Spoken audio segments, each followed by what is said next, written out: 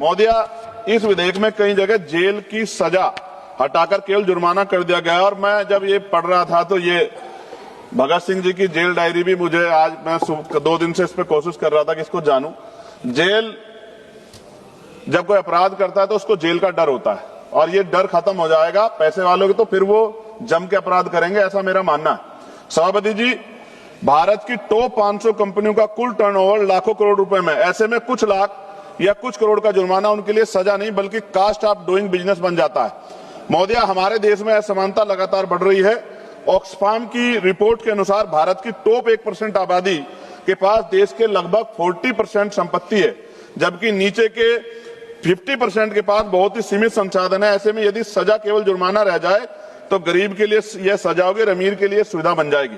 महोदया, मैं आपके माध्यम से मंत्री से पूछना चाहता हूं कि इस विधेयक में समान कानून की जो भावना है को लेकर जो प्रावधान किया गया है, जब आप इसका उत्तर दे तो मेरे प्रश्न का सवाल जरूर दे कि समान कानून की भावना कहां गई।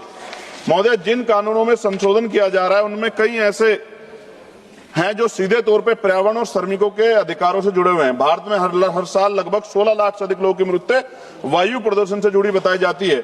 एनसीआरबी के अनुसार हर साल हजारों श्रमिक कार्यस्थल दुर्घटनाओं के शिकार होते हैं। ऐसे में यदि इन क्षेत्रों में सख्ती कम की गई जाती है तो इसका सीधा असर आम नागरिकों और मजदूर वर्ग पे पड़ेगा। क्या सरकार यह स्पष्ट करेगी कि पर्यावरण उल्लंघन अब केवल जुर्माने से निपटाए जाने वाला अपराध बन जाएंगे? महोदय, सरकार कहती है कि भारत 2014 के 142वें स्थान से और 2020 में 63वें स्थान तक पर पहुंचा।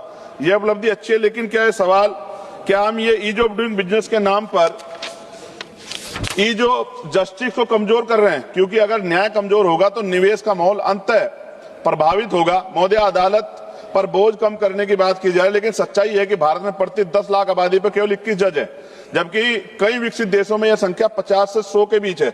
अमेरिका में प्रति 10 लाख लोगों पर 150 न्यायाधीश, यूरोप में यह औसत 220 से अधिक है। भारत में आज भी न्यायपालिका में सर्वोच्च न्यायालय, उच्च न्यायालय और जिला अदालतों में 5600 से अधिक पद खाली पड़े हैं। मंत्री जी, अपने उत्तर में बताएं कि इस तरह के केसेज में क्या सरकार जजों की संख्या बढ़ाने पर विचार कर रही है? महोदय, विश्वास नाम बदलने से नहीं बल्कि व्यवस्था से आता है। जब कानून का डर खत्म होगा तो विश्वास नहीं है, विश्वास पैदा होगा। विश्वास कानून में मजबूती से आता है, ना कि उसकी कमजोरी से।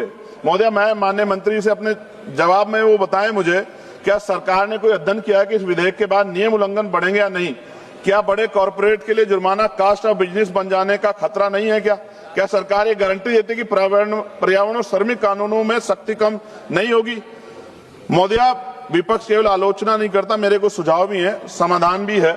बार बार उल्लंघन करने वालों पर सख्त दंड, जुर्माने को टर्नओवर पर आधारित किया जाए, पर्यावरण और श्रमिक कानूनों में सख्ती बरकरार रखी जाए और न्यायपालिकाओं में जजों की संख्या बढ़ाई जाए। महोदय, यह विधेयक एक महत्वपूर्ण विषय को छूता है, लेकिन इसकी दिशा और प्रभाव को लेकर गंभीर चिंताएं हैं। आप कानून का डर खत्म करके विश्वास नहीं बना सकते। विश्वास तभी बनेगा जब यह न्याय सभी के लिए समान होगा। और अंत में केवल मैं इतना ही कहना चाहता हूं, कानून अगर कमजोर होगा तो व्यवस्था डगमगाएगी और व्यवस्था डगमगाएगी तो जनता का विश्वास टूटेगा।